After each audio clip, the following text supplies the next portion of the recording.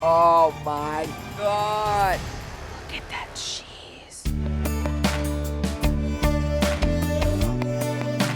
Hey everyone, Ayesha Curry here. I am super excited because today we are going to be making a baked penne primavera. I love anything that you can use fresh vegetables in. I'm a mama of 3, so getting my kids to eat their veggies is key.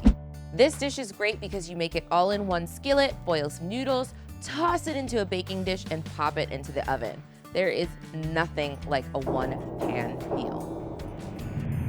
I currently have a pot of water boiling. When it gets to a rolling boil, I'm gonna salt that water. You want it salty like the sea. Toss in some penne, and at the last 2 minutes of cooking, I'm gonna toss in some broccoli. I'm gonna toss in some broccoli florets and some carrots and let them cook a little bit. Let's move on to our veggie medley. I have here some bell pepper, some onions, and some garlic. We are going to dice up the bell pepper, dice up the onion, and mince the garlic. Let that get nice and hot. Now we're gonna add in our onion. We're gonna add in our bell pepper here, and we'll let this cook down for a minute or 2, and then we'll add in our garlic. The key with garlic, everybody thinks you need to throw it in at the beginning. No, you throw it in sort of the middle through cooking so that that garlic doesn't burn, and you get all flavor, no bitterness.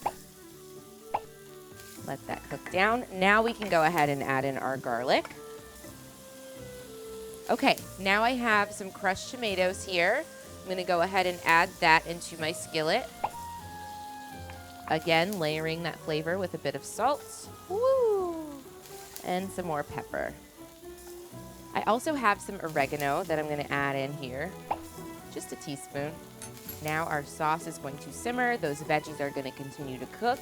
And while that's happening, I'm gonna go and get my pasta, my broccoli, and my carrots.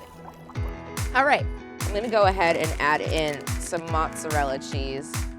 I say some, but I'm adding in a lot because who doesn't like cheese? I then have some ricotta cheese. This is really gonna bring the pasta and bind it together since we're gonna be baking it. And then our gorgeous pasta sauce here. Woo!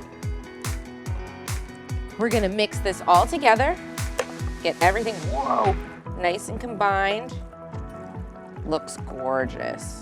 So yummy, so yummy. All right, that looks fantastic. Look how cheesy that is. Ah, so good. Okay, so now I have a baking dish here, and we are going to go ahead and spoon in our pasta primavera right into our baking dish. Honestly, it doesn't even have to go in the oven, but it's going to because we're gonna top this with some parm, and this is going to get nice and bubbly and brown in the oven.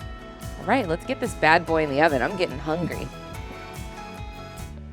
All right, everyone, so this pasta dish is done. The best part about this is you don't have to stop here. Before it goes into the oven, if you want to put in some protein, chicken, shrimp, steak, you name it, you can throw it in there and pop it into the oven. It doesn't have to be vegetarian.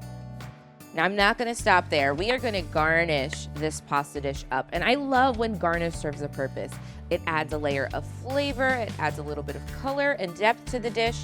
I have here some fresh basil, and this is actually from my herb gardening kits with Back to the Roots. You don't have to live on a farm to have fresh herbs and produce and feel like you're doing something and growing something. You can do it right from your windowsill.